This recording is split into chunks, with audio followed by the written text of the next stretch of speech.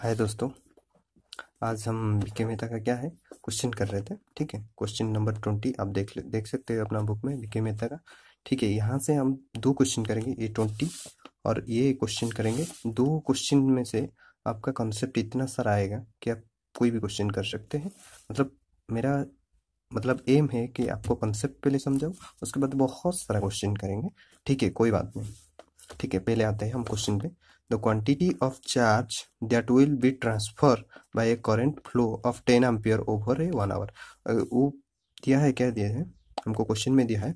अगर ये कंडक्टर है, एक ये वाला एक कंडक्टर है, यहाँ पे अगर हम 10 एम्पियर फ्लो करें कितने समय तक? 1 घंटा तक, मतलब 1 आवर तक। 1 आवर तक मतलब वो दिया है 1 आवर तक। 1 आवर तक हम 10 एम्पियर फ्लो कराएंगे तो कितना चार्ज यहाँ से, मतलब इस पॉइंट से आर पार होगा, यहाँ से आर पार होगा, वही पूछा है। तो Q इक्वल टू हम सभी जानते हैं, Q equal to I T. ठीक है, 10 एम्पियर और टी कितना है? टी है हमारा 1 आवर। 1 आवर इक्वल टू कितना है? 3600 सेकेंड है। 3600 सेकेंड इंटू कर देंगे तो कितना आ जाएगा? 36,000। ठीक है, 36,000 कुलम। ठीक है, 36,000 कुलम है। अच्छा, इतना चार्ज फ्लो करेंगे तो चार्ज क्या है? क्या है चार्ज? आपको बोला था मैं, चार्ज इक्वल टू क्या है? चार्ज इक्वल टू एक इलेक्ट्रॉन का चार्ज इंटू जितना सारा इलेक्ट्रॉन हमारा जा रहा है। ठीक है, मतलब यहाँ से इलेक्ट्रॉन, पहला वाला वीडियो में मैं देखा बोला था आपको, यहाँ से नंबर ऑफ फ्री इलेक्ट्रॉन, ये है नंबर ऑफ फ्री इलेक्ट्रॉन जो पास कर रहे हैं, जो करंट के लिए मतलब जिम्मेदारी लेते हैं, वो हुई कौन ना? फ्री इलेक्ट्रॉन जिम्मेदारी लेते हैं। हर इलेक्ट्रॉन जिम्मेदारी नहीं लेते हैं। ठीक है, तो वो है फ्री इलेक्ट्रॉन। इतना नंबर ऑफ फ्री इलेक्ट्रॉन। एक इलेक्ट्रॉन का चार्ज क्या है हमको तो पता है, कितना है? एक इलेक्ट्रॉन का चार्ज है कितना? 1.6 इंटू 10⁻⁹ कूलम, हमको पता है, कल बोला था मैं। ठीक है, इतना नंबर मतलब एन नंबर, मतलब जितना गुणा करेंगे उतना उसका चार्ज बढ़ जाएगा। ठीक है, तो एक कूलम किसे बोलते हैं? देखिए, एक कूलम किसे बोलते हैं? एक कूलम चार्ज किसे बोलते हैं? एक कूलम चार्ज का मतलब है कि 625 इंटू 10⁻16 नंबर ऑफ इलेक्ट्रॉन, इतना नंबर ऑफ इलेक्ट्रॉन, मतलब गुणा कर देंगे। एक इलेक्ट्रॉन का इतना है हमारा 1.6 इंटू 10⁻19। ठीक है, और 625 इतना नंबर का हमारा इलेक्ट्रॉन अगर एक जगह पास करेंगे तो हमारा कितना, उसको बोलेंगे एक कूलम। ठीक है, इसको सॉल्व कर लेते, देखते 1 ओम होता है कि नहीं। ठीक है, 625 इंटू 1.6 इक्वल टू कितना हुआ? एक 1000 हो गया, इसको कर देंगे 1000। ठीक है, इसको कर देंगे 1000 इंटू इस, ये दोनों को सॉल्व कर लेंगे। 10⁻16 इंटू 10⁻⁻19, ये कितना हो जाएगा? 10⁻3। ये कितना हो गया? 10⁻3 इंटू 10⁻3 इक्वल टू कितना हो गया? इक्वल टू 1 कूलम हो गया, हमारा निकल गया। मतलब हमारा निकल गया कितना ना? 625 इंटू 10⁻16 इतना नंबर का इलेक्ट्रॉन अगर फ्लो किए, इतना नंबर का इलेक्ट्रॉन अगर फ्लो किए तो हम बोलेंगे क्या? 1 कूलम चार्ज हमारा फ्लो हुआ। ठीक है, जाहिर सी बात है। ठीक है, अभी इस कंसेप्ट तो क्लियर हो गया आपका। ठीक है, अब हम आते हैं दूसरे क्वेश्चन पे। ठीक है, the length of a wire has a resistance of 6 ohm. The resistance of the wire of the same material is 3 times as long as it twice the cross sectional area will be कितना? कितना पूछा है? ये पूछा है कि एक resistance है, एक वायर का मतलब वायर 1 है, रेजिस्टेंस 1 है, रेजिस्टेंस R1 लिखते हैं। ठीक है, पहला वाला रेजिस्टेंस को R1 लिखते हैं, 6 ओम दिया हुआ है। ये बोल रहा है सेम मटेरियल है, R2 हमको निकालने के लिए दिया है। अगर लेंथ कितना गुना हो जाएगा? लेंथ हो जाएगा 3 टाइम, और एरिया हो जाएगा कितना? एरिया हमारा हो जाएगा कितना टाइम? एरिया अगर ट्वाइस टाइम हो गया, सॉरी 3 टाइम, 6 टाइम में लिख दिया, 3 टाइम हो गया क्या? लेंथ हो गया 3 टाइम और एरिया 2 टाइम। पहले जान लेते हैं रेजिस्टेंस का फॉर्मूला क्या है। रेजिस्टेंस का फॉर्मूला है रो एल बाई ए। ये एल जो है, मतलब यहाँ से वो एयर लेते हैं। ठीक है, हम यहाँ से एयर लेते हैं, ये तो सर्कल होता है। ठीक है, ये सर्कल वाला जो है इसको बोलते हैं क्रॉस सेक्शनल एरिया। ये जो एरिया है ए, ये वाला है क्रॉस सेक्शनल एरिया इसको बोलते हैं, ठीक है। यहाँ पे भी होगा, इसको बोलते हैं ए। और लेंथ किसको बोलते हैं? इसको लेंथ बोलते हैं, इसको लेंथ। और रो, रो क्या है? ये है स्पेसिफिक रेजिस्टेंस,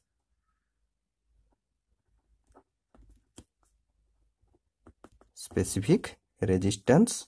और इसको क्या बोलते हैं? रेजिस्टिविटी, ठीक है। ये रो है, ये रो। अच्छा मेरा बोलिए, आप बोलिए, जैसे एक जस्ट एग्जांपल दे रहा हूँ आपको समझने के लिए, ठीक है। एक आप बोलिए गोल्ड का रेट कितना है और सिल्वर का रेट कितना है और लोहे का रेट कितना है? सबका चेंज आएगा ना? क्यों आता है? सबके काम के हिसाब से सबका जो रेट होता है वो चेंज आता है, सबका सबका डिफरेंट डिफरेंट आता है। लोहे का कम आता है, उससे थोड़ा सिल्वर का आता है और थोड़ा गोल्ड का आता है।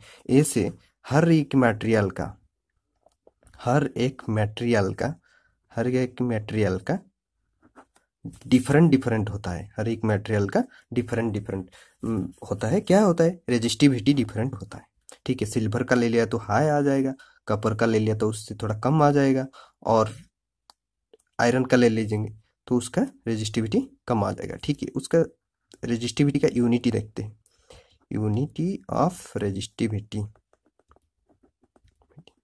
हमको तो पता है आर इक्वल टू कितना है, rho L by A. R equal to ohm पता है सबको, ठीक है। रो इक्वल टू, इसका लेंथ कितना है? लेंथ को मीटर में लेते हैं और एरिया को मीटर स्क्वायर में लेते हैं, ठीक है। एरिया को मीटर की स्क्वायर में लेते हैं, मीटर का स्क्वायर में लेते हैं, ठीक है। ये कट गया, कितना हुआ? 1/m रहा, ठीक है। ये m इंटू हो जाएगा तो rho equal to ohm into metre. ये हो गया रो का यूनिट हो गया। ये हो गया किसका? रो का यूनिट, यूनिटी ऑफ रेजिस्टिविटी ये हो गया, ठीक है। अब हम देखेंगे, ठीक है। The length of A wave, छोड़ो उसको, छोड़ो, मैं निकालता हूँ आपके लिए, ठीक है। अगर वो लेंथ हो जाएगा इतना और एरिया इतना हो जाएगा, ठीक है। अगर देखिए आर इक्वल टू कितना है, रो एल बाई ए। अगर मैं सेम मटेरियल लूँ, ठीक है, अगर मैं सेम मटेरियल लूँ, ठीक है, तो ये क्या हो जाएगा? ये कांस्टेंट हो जाएगा, ठीक है।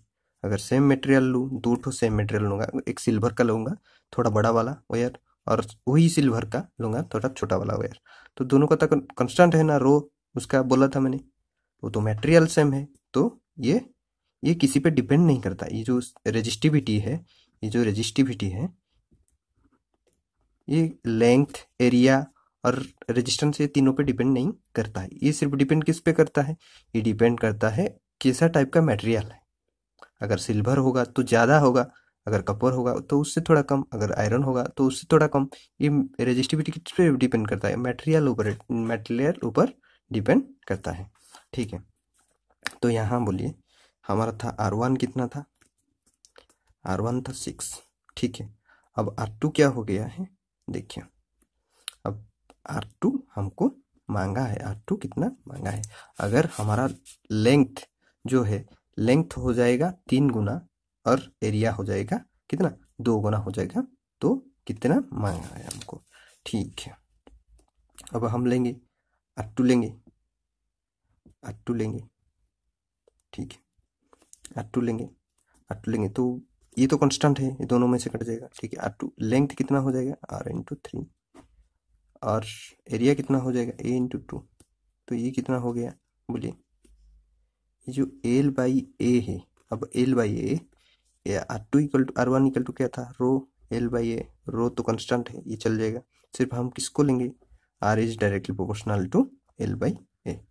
R is directly proportional to, R is directly proportional to L by A, ठीक है। ये L बाई ए जगह पे हम क्या लिख सकते हैं? R1 लिख सकते हैं, जो है हमारा 6। R1 है 6 इंटू 3 और 2, तो ये कितना हो जाएगा? कट के 9 ओम। R2 कितना हुआ? 9 ओम, ठीक है। अब हो गया R2 9 ओम, ठीक है। अभी देखते हैं, ठीक है, रिलेशन देखते हैं रेजिस्टेंस का, लेंथ से रिलेशन और रेजिस्टेंस का एरिया से relation. R equal to L by A, ठीक है। अगर R is direct proportional to A, R is inversely proportional to A। ठीक है, अगर मेरा सेम मटेरियल है, मटेरियल मैंने चेंज नहीं किया, ठीक है, अगर दो तार लिया सेम मटेरियल का, ठीक है, R1 में कितना हुआ ना, L1 लेंथ था, ठीक है, R2 में कितना हुआ, L2 लेंथ था, तो डायरेक्टली प्रोपोर्शनल है। R1 था, इस तार का रेजिस्टेंस था R1 और इस तार का रेजिस्टेंस था L2, तो दोनों का रेशियो कितना होगा, R1/R2 इक्वल टू L1/L2। ठीक है, इसको आप नोट कर लीजिए। ठीक है, अगर लेंथ चेंज होगा तो हमको यहाँ से पता चल जाएगा। और एरिया का relation R is proportional to 1/A, तो ये A है जो एरिया है, एरिया का रिलेशन क्या निकालेंगे हम, ठीक है, R1 इतना, R2 इतना होगा, 1/A2, ठीक है, R1/R2 निकालेंगे हम, A1/A1 1/A2, तो इसको गुणा कर देंगे तो इस ऊपर चल जाएगा तो क्या होगा, A2/A1। ठीक है, देखिए 1/, छोड़िए हम समझाता हूँ आपको, ठीक है, A1 इंटू A2, ये उलट जाएगा इधर, 1/A2, 1 कट गया, ये कितना हुआ, A2/A1 हो गया, R1/R2 इक्वल टू A2/A1। अच्छे से देखिए, R1/R2 इक्वल टू A1/A2। अगर एरिया चेंज हुआ, दोनों में से एरिया चेंज हुआ, अगर लेंथ चेंज हुआ तो R1/R2 इक्वल टू L1/L2, क्योंकि ये डायरेक्टली प्रोपोर्शनल है, ये इनवर्सली प्रोपोर्शनल है। ठीक है, इसके बाद देखेंगे अगर दोनों चेंज हुआ तो यहाँ से हम डाल देंगे, दोनों चेंज हुआ तो लेंथ पे इंटू कर देंगे, एरिया पे इंटू कर देंगे। ठीक है, जैसे इसको निकाले, जैसे इस, ठीक है, पहला वाला जितना था उससे क्या कर देंगे, लेंथ से गुणा कर देंगे। ठीक है, अब क्वेश्चन देखेंगे। ठीक है, ये है क्वेश्चन, देखिए, the potential different of energy source that provide 50 milli joule, ठीक है, of energy for every microcoulomb of charge that flow is. ठीक है, वो बोल रहा है कि पोटेंशियल डिफरेंस कितना निकाल। ठीक है, अगर 50 मिली, अगर 1 माइक्रोकुलम को, ठीक है, 1 माइक्रोकुलम चार्ज को, मतलब क्या करने के लिए, वार्क करने के लिए, इतना कुलम, 1 माइक्रोकुलम को इधर से, मतलब यहाँ एक, मतलब चार्ज है, इस चार्ज को यहाँ से यहाँ लाने के लिए, यहाँ से यहाँ लाने के लिए, ठीक है, वो बोल रहा है 1 माइक्रोकुलम चार्ज को यहाँ से यहाँ लाने के लिए हमारा 15 मिली जूल एनर्जी खर्च होता है, ये है एनर्जी। तो बोलिए कितना पोटेंशियल डिफरेंस होगा इन दोनों में। ठीक है, इन दोनों में कितना पोटेंशियल एनर्जी खर्चा होगा। ठीक है, देखिए, हम बोले थे पोटेंशियल एनर्जी, पोटेंशियल डिफरेंट बोले थे आपको, मतलब वही है पोटेंशियल डिफरेंट, मतलब हमारा वोल्टेज है उसका यूनिट। ठीक है, ये है वोल्टेज सोर्स। ठीक है, वोल्टेज सोर्स का यूनिट मतलब इतना, कितना वोल्टेज लगेगा अगर हम, मतलब कितना, इतना माइक्रोकुलम चार्ज को इधर से उधर करने के लिए कितना, मतलब इतना एनर्जी प्रोवाइड, इतना एनर्जी खर्चा होता है। देखिए, मैं पहले समझाता हूँ क्या होता है। ठीक है, पोटेंशियल डिफरेंस क्या होता है। अगर ये यहाँ पे एक बॉल है, ठीक है, यहाँ पे एक बॉल है, ठीक है, इस बॉल को, ये जो बॉल है, ए बॉल को हम यहाँ तक लेना है। ठीक है, इन दोनों में से कोई तो खर्चा होगा, एनर्जी तो लगेगा ना दोनों में से। यहाँ से, मतलब ये 1 माइक्रोकुलम का चार्ज है, इसको मैं यहाँ से यहाँ लूँगा। ठीक है, दोनों में से पोटेंशियल डिफरेंस है, ये जो पोटेंशियल डिफरेंस है, ठीक है, हमको बोल रहा है कि यहाँ से यहाँ लाने के लिए हमारा 50 माइक्रोजूल खर्चा होता है। तो इन दोनों में से क्या निकालो, हमको वोल्टेज निकालो। वोल्टेज का डेफिनेशन क्या है, वोल्टेज का डेफिनेशन यही है कि, ठीक है, the amount of work done to bring a charge, the amount of work done, the amount of work done, कितना work done होता है, the amount of work done to bring a charge from one point to, from bring a charge from one point to another point is known as voltage। मतलब एक charge को इधर से उधर लाने के लिए जितना काम, मतलब जितना एनर्जी खर्चा होता है उसको वोल्टेज बोलते हैं। इस कंसेप्ट को समझिए।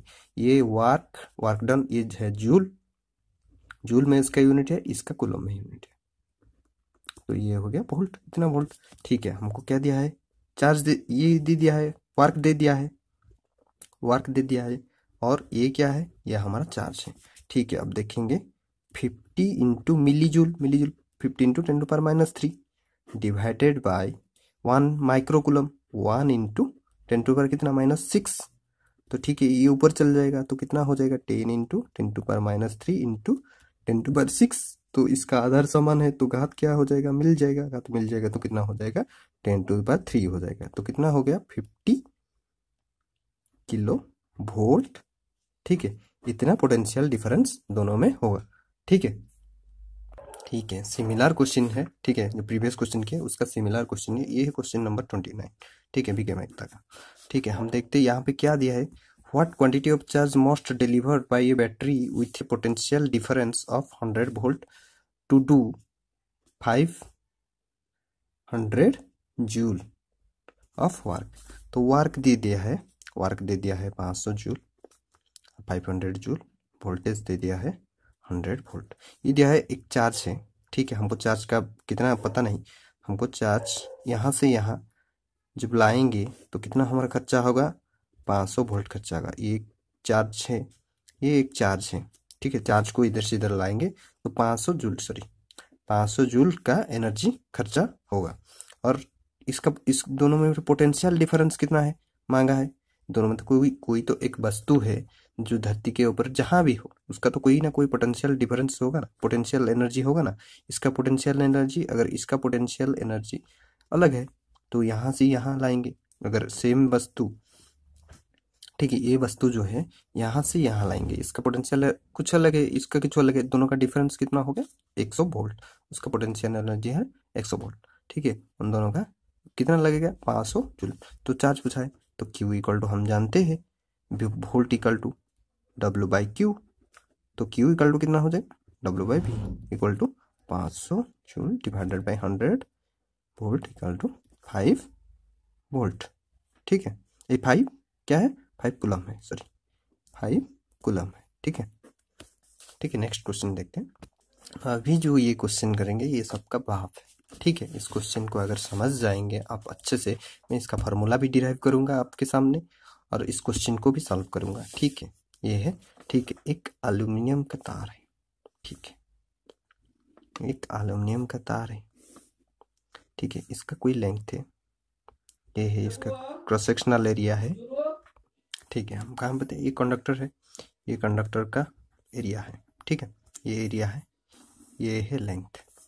ठीक है, ये तार था, ये किसका था, एल्यूमिनियम का तार था, एल्यूमिनियम का कंडक्टर था। इसको हम स्ट्रेच कर दिए, अगर इसको खींच के लंबा कर दिए, खींच दिए इसको, प्लास से इधर से इधर पकड़े खींच दिए, तो ये क्या हो जाएगा, ये लंबा तो हो जाएगा लेकिन पतला भी तो हो जाएगा ना। ये छोटा एरिया हो जाएगा ना, इसका छोटा एरिया हो जाएगा। इसको क्या किए हम, गर्म करके, वही तार को गर्म करके क्या किया ना, खींच दिए, तो इसका लेंथ तो इंक्रीज हो गया। लेंथ ये L1, ये लेंथ था, ये L2 कर दिया हम। इसका क्रॉस सेक्शनल एरिया A1 था, इसको हम A2 कर दिए क्रॉस सेक्शनल एरिया को। ठीक है, अब देखेंगे स्ट्रेच में क्या होता है, मतलब रेजिस्टेंस कम होता है या बढ़ता है, स्ट्रेच में क्या होता है उसका रिलेशनशिप हम निकालेंगे। ठीक है, ठीक है, R1 था। ठीक है, R इक्वल टू कितना है, रो L/A है। ठीक है, ये एरिया है। अच्छा, ठीक है, अब हम क्या करते हैं, रो L में L गुणा कर देते हैं। ठीक है, एरिया में L गुणा कर देते हैं। ये क्यों किया मैंने, ये है वॉल्यूम। देखिए, ये जो एल्यूमिनियम तार था इसको हम खींचे, इसका वॉल्यूम में चेंज होगा, वॉल्यूम में आयतन जो है उसका आयतन में तो चेंज नहीं होगा, सेम मेटेरियल उतना ही, उसी तार को हम क्या किए, गर्म करके खींचते हैं, ठीक है। तो उसका तो वॉल्यूम में चेंज नहीं हुआ, सिर्फ लेंथ में चेंज हुआ, एरिया में क्या हुआ, एरिया में चेंज हुआ सिर्फ, ठीक है। वॉल्यूम एक चीज का मतलब एक मटेरियल का वॉल्यूम कांस्टेंट है, ये क्या हो गया, ये रो भी कांस्टेंट है, ये दोनों क्या है, दोनों कांस्टेंट है। दोनों जब कांस्टेंट है, कांस्टेंट को हम जब कोई चीज को प्रोपोर्शनली करते हैं, ठीक है, कांस्टेंट को हटा देते हैं, सिर्फ कौन रह जाएगा, L into L equal to L square. तो क्या हो गया, अब हम रिलेशनशिप निकाल लिए, अगर आर है, ठीक है, आर है तो अगर स्ट्रेचिंग कंडीशन में क्या है, ये स्ट्रेचिंग कंडीशन में, स्ट्रेचिंग कंडीशन, स्ट्रेचिंग कंडीशन में R is directly proportional to L square. अगर एल 2 गुना बढ़ जाएगा तो आर कितना बढ़ जाएगा, 2 का स्क्वायर कितना हो जाएगा, आर 4 गुना हो जाएगा, ठीक है, उसी टाइप का, ठीक है। अब रिलेशन निकालते हैं, R1/R2, मतलब ये जो पहला वाला रेजिस्टेंस था, इसका पहला वाला जो रेजिस्टेंस था, ठीक है, पहला वाला जो रेजिस्टेंस था, ये दूसरा वाला रेजिस्टेंस, ठीक है, ये पहला वाला जो रेजिस्टेंस था और दूसरा वाला रेजिस्टेंस का रिलेशन निकालेंगे। अगर लेंथ में चेंज हुआ, लेंथ के हिसाब से उसका रिलेशनशिप कैसा है, L1 का स्क्वायर डिवाइडेड बाई L2 का स्क्वायर, ये हो गया हमारा स्ट्रेचिंग कंडीशन में रिलेशनशिप, ठीक है। अब निकालते हैं एरिया के साथ क्या है, रेजिस्टेंस का एरिया का साथ क्या है, ठीक है, ठीक है, L डिवाइडेड बाई A, ठीक है, ठीक है। अब क्या करेंगे, हम एरिया को रखेंगे, ठीक है, इधर ऊपर में क्या करेंगे, एरिया इंटू कर देंगे, और नीचे में क्या करेंगे, नीचे में भी एरिया इंटू कर देंगे, तो ये क्या हो जाएगा, ये है वॉल्यूम, ये है ये वॉल्यूम, और ये दोनों तो कांस्टेंट है, तो आर इक्वल टू कितना हो गया, 1/स्क्वायर, ठीक है, स्क्वायर 1/स्क्वायर, ये है रिलेशनशिप 1/स्क्वायर। तो R1/R2 क्या हो जाएगा, ऑपोजिट हो जाएगा, A2 का स्क्वायर डिवाइडेड बाई A1 का स्क्वायर। अगर एरिया में चेंज हुआ, ठीक है, ये स्ट्रेचिंग कंडीशन, दोनों क्या है, ये स्ट्रेचिंग कंडीशन में है,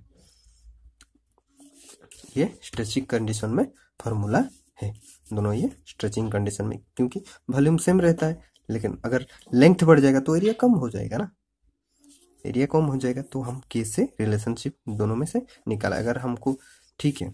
अब ये देखें, अगर डायमीटर चेंज होगा, ये लेंथ और एरिया में देखें, अगर पूछा होगा डायामीटर और रेडियस, रेडियस चेंज होगा, अगर डायामीटर और रेडियस चेंज होगा, वहां पे क्या रिलेशनशिप है, लेंथ और रेडिएशन का, लेंथ आर को मतलब डायमीटर चेंज होगा, अगर रेडियस या डायमीटर चेंज होगा, वहां पे रेजिस्टेंस के साथ कैसा रिलेशनशिप, हम जानते हैं स्ट्रेचिंग कंडीशन में आर इक्वल टू कितना है, स्ट्रेचिंग कंडीशन में आर इक्वल टू 1/स्क्वायर, ठीक है, 1/स्क्वायर, ठीक है। अब देखेंगे आर इक्वल टू कितना है, एरिया हम कितना जाते हैं, एरिया किससे रिलेशन, मतलब प्रोपोर्शनल है ये, सॉरी ये प्रोपोर्शनल है, ये प्रोपोर्शनल है, ठीक है, ये प्रोपोर्शनल है, तो एरिया हम कैसे जानते हैं, 1/r², और एरिया क्या जानते हैं, 1 एरिया हम जानते हैं πr², πr², एरिया जानते हैं πr² का स्क्वायर। तो देखिए आर इज प्रोपोर्शनल टू क्या हो गया, 1 ये तो पाई तो कांस्टेंट है, तो 1/r⁴ ये हो जाएगा r⁴। देखिए अब डायमीटर तो सेम है ना, मतलब डायमीटर इसका द्विगुना है, तो 2 गुना हो जाएगा। तो अब देखिए r इंटू अगर डायमीटर हुआ तो 1/2r का 4, डायमीटर कितना, ये कांस्टेंट है, ठीक है, मतलब डायमीटर कितना हो जाएगा, ठीक है, देखते r is proportional to 1/r की जगह हम क्या रखेंगे, r की जगह हम रखेंगे डायमीटर बाई 2, डायमीटर बाई 2 का 4 पावर 4, ठीक है। r is direct proportional to, 2 क्या है, कांस्टेंट है, तो प्रोपोर्शनल जब करेंगे r/d⁴, ठीक है, ये हो गया डायमीटर के साथ अब स्ट्रेचिंग कंडीशन में, ठीक है। तो r1/r2 equal to r2⁴ inversely proportional मैंने बोला था, ठीक है, r1/r2 r1⁴ और इसको क्या बोल सकेंगे हम, d2 का 4 डिवाइड बाय d1⁴। ठीक है, ये लिख लीजिए, अच्छे से नोट कर लीजिए इसको। ठीक है, इसको अच्छे से नोट कर लीजिए और इसको नोट कर लीजिए। देखो, इसको नोट करेंगे हम। ठीक है, ये है, इसको नोट करेंगे, इसको नोट करेंगे, इसको अच्छे से देखिए, नोट कर लीजिए, और इसको देखिए, अच्छे से नोट कर लीजिए, और इसको अच्छे से नोट कर लीजिए। ठीक है, लेंथ के साथ क्या रिलेशनशिप है, एरिया के साथ क्या रिलेशनशिप है, डायमीटर के साथ क्या रिलेशनशिप है इन स्ट्रेचिंग कंडीशन। कौन सा कंडीशन, स्ट्रेचिंग कंडीशन, ये बात स्ट्रेचिंग कंडीशन के। ठीक है, इसमें से निकालेंगे अभी ये जो क्वेश्चन कर रहे थे हम, a piece of aluminium wire stretch to reduce it diameter to half of it original value, it resistance will be कितना है। ठीक है, हम देखेंगे अभी आर के साथ कैसे हुआ, मतलब हमारा रेजिस्टेंस पहले था, यहाँ पे हम क्वेश्चन सॉल्व कर लेंगे। ठीक है, इस क्वेश्चन का आंसर सॉल्व करने में छोटे से जगह पे यहाँ पे हम सॉल्व कर लेंगे। ठीक है, हमारा देखिए पहले R1 हमारा देखेंगे क्या चेंज किया है, ये इधर देखिए डायमीटर बोला है। ठीक है, डायमीटर चेंज हुआ है, तो डायमीटर के साथ हमारा क्या रिलेशनशिप है, यहाँ देखिए डायमीटर के साथ क्या रिलेशनशिप है, डायमीटर के साथ क्या रिलेशनशिप है ना, R1/R2 equal to d2⁴ divided by d1⁴। ठीक है, वो क्या बोला है, देखिए क्या बोला है क्वेश्चन में, diameter is to half of it original. Original कितना था, d1 था, d1 था, d2 इक्वल टू कितना हो जाएगा, d2 इक्वल टू d1 का हाफ हो जाएगा, d1 का हाफ हो जाएगा। ठीक है, d1 का हाफ हो जाएगा। तो देखते हैं R2/R1 कितना है। ठीक है, आप देखेंगे R1/R2 इक्वल टू d2 की जगह d1 डालेंगे। ठीक है, d2 की जगह d1 डालेंगे, d2 की जगह d1 हम। ठीक है, देखिए अब कितना हो गया, d2 की जगह d1/2, d1/2 का ⁴ डिवाइडेड बाई d1⁴। ठीक है, अब कितना हो जाएगा, d1/2⁴ का कितना हो गया, 16 हो गया, 2⁴ इंटू d1⁴। ये तो कट गया। ठीक है, ये कितना रह गया, R1, देखिए इधर देखिए, R1/R2 इक्वल टू 1/2⁴। ठीक है, R1 देखिए, R1 into 2⁴ equal to R2, that implies R2 equal to कितना होगा, R1 इंटू 16, 2 दूगुणे 4, दूगुणे 8, दूगुणे 16 हो गया हमारा 2⁴। ठीक है, अब R2 कितना निकला, अब बोलिए R2 कितना निकला, R1 का 16 गुना, कितना जो पहले था रेजिस्टेंस। ठीक है, जो पहले था रेजिस्टेंस उसका कितना गुना निकला, उसका 16 गुना निकला। ठीक है, ये हो गया आंसर आपका। ठीक है, आज इतना ही। ठीक है, नेक्स्ट वीडियो में हम देखेंगे। ठीक है दोस्तों, बाय बाय।